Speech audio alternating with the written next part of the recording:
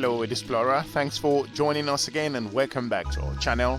If you are joining us for the first time here at Explorer, we go beyond borders to bring you inspiring content and also some very educating information. Hopefully you found some time to check our previous videos. If you haven't done so, we would encourage you to do so. Today we shall be shining our light onto the country Djibouti. By the end of this video, we'll be able to shine our light as to why Djibouti is a very strategic country, and also we will be able to look at its people, its culture, and why this country you will see it from a different lens as never seen before. Without any delay, we shall just go straight into it. For those of you who don't know Djibouti, Djibouti is a small strategically located country on the northeast coast of the Horn of Africa. It is situated on the Bab el Mandeb Strait, which lies to the east and also separates the Red Sea from the Gulf of Aden.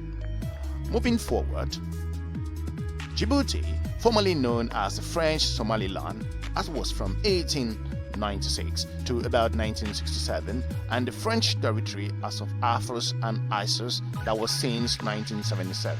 The country took Djibouti as its name when it gained independence from France. That was on the 27th of June 1977.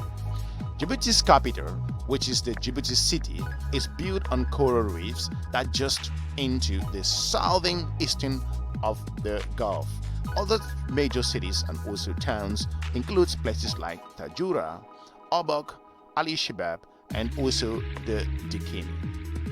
With regards to this particular country, the country's Lilliputian aspect believes its regional and geological importance. The capital is the site of a modern deep water port that serves Indian Ocean and Red Sea traffic and hosts a French naval base.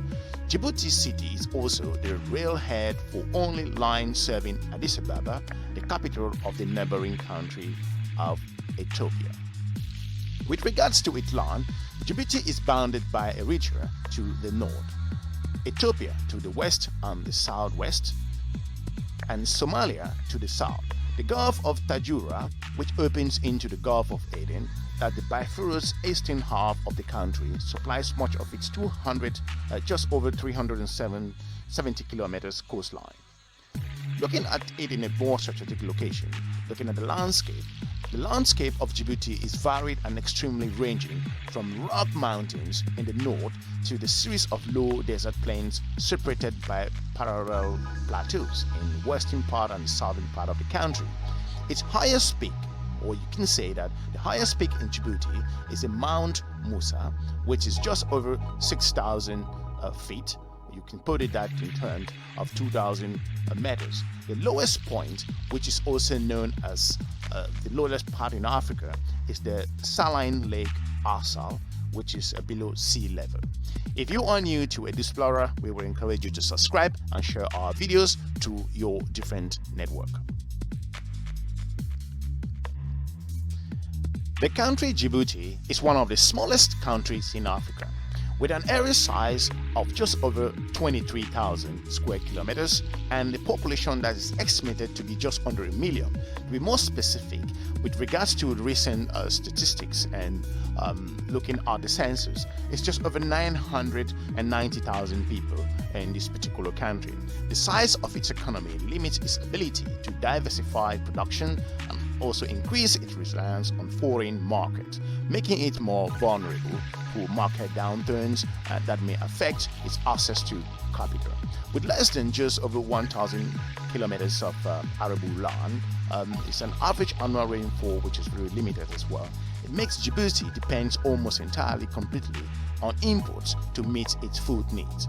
With regards to the strategic location, the Djibouti's strength lies in strategic location, as we've just mentioned, at the southern entrance to the Red Sea, marking the bridge between Africa and Middle East. When you look at the adjacent nature to some of the world's busiest shipping lanes that are focused between Asia and also in Europe, it hosts a military base for France, the United States, Japan, China, and North Atlantic Treaty Organization, normally abbreviated as NATO, as well as for other countries which forces a supporting global anti-piracy effort in that particular location in the African continent. If you are new to Edu Explorer, we would encourage you to subscribe and share our videos to your different network. Despite its small size, Djibouti has a very strategic focus. Looking at it also, its economy is driven, having just over 2 billion city-state economy. It is driven by the state-of-the-art port, which is very complex, among the most sophisticated ports in the world. The trade through those particular ports has also enabled the particular city to grow in its extent, to expand the economy, and also to compete a little bit more with some of its larger trading partners, also with competing with countries like Ethiopia. Looking forward, the country has also grown. It has moved in a whole lot of areas, and as we've just mentioned, it is moving at a pace with regards to its recent development. The country is also trying to compete regionally and becoming a major player in the specific strategic location that it is placed at the moment. Its particular strategic climate, looking at Djibouti, its often torrid climate varies between two major seasons. The cool seasons last from October to April and typifies a Mediterranean-style climate in which temperatures range from just the lows of 70s and to the mids of you're looking at just over 20 to the highest. When you look at the particular humidity, the hot seasons last from May to September. Temperature increase as hot Kashim winds blow up the inland deserts, and also they range from an average of just over 80 degrees Fahrenheit. It is a very hot nation, so to say. This climate is also noted days in which the humidity is very high, and amongst the coolest areas in the country is the Day Forest, which is located to the high elevation. Temperatures in this particular area are low and help the country to also have some standard and strategic focus in that area. When you look at the language aspect in Djibouti, on the basis of linguistic criteria, the two largest ethnic groups are the Somali and the Afar. Both groups speak related but not mutual intelligence Eastern caustic languages. When the country also has its own particular way of approaching language. The Afar, or you can call it a Danakil, speaks a language that forms a dialect continuous with the Saho. The Saho Afar is usually classified as an Eastern Caucasus language of the Afro-Asiatic language cycle. The country also is multi-language, to say, speak French and also in different language in that particular country. The Republic also recognized official languages, French and Arabic. However, Somali is the most widely spoken language.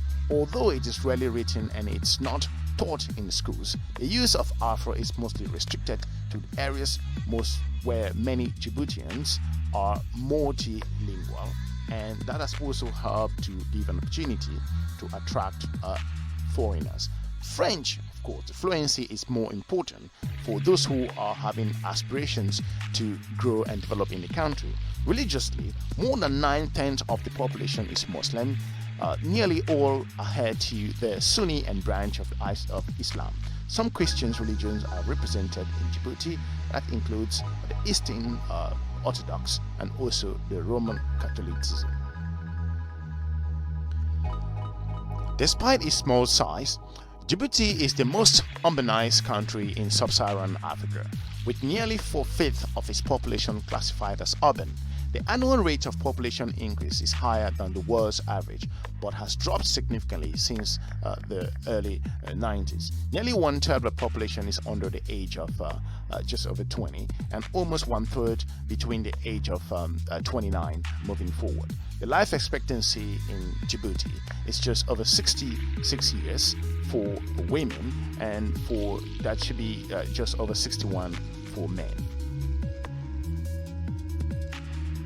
Djibouti just has a few natural resources and has limited capacity for agriculture and industrial pursuits. The country also has extensive unemployment issues, foreign debt, and also regular budget deficits. The government continues to focus on financial, telecommunication, and trade-related services, solidifying the country's position as an important regional business and trade hub in the Horn of Africa. As a result, the economy relies heavily on services sector, which accounts for more than 1/4 of the country's gross domestic product.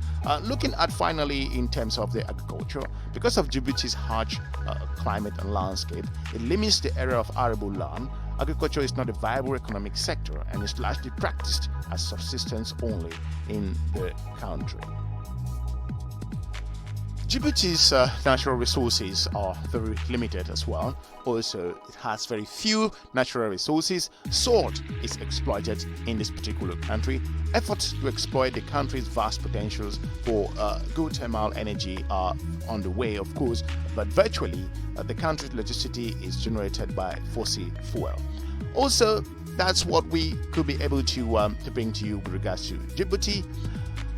With regards to the country, it has emerged and is a very strategic country with regards to its position within the Horn of Africa. It has also attracted military international countries or military bases in its nation, and we shall be looking to that in the future, shining as the reason why this particular presence. Hopefully, we've been able to inform you with regards to Djibouti. If you feel that there is something we've left out with regards to our assessment, we would like to hear from you. Again, we would also like you to drop us a comment if you haven't been to Djibouti and what you expect, and what your information prior to watching this video. We would also like to know from you. Today, thanks very much for watching Ed Explorer. Don't forget to subscribe and share our videos to your different network. For now, have a good day. Bye-bye.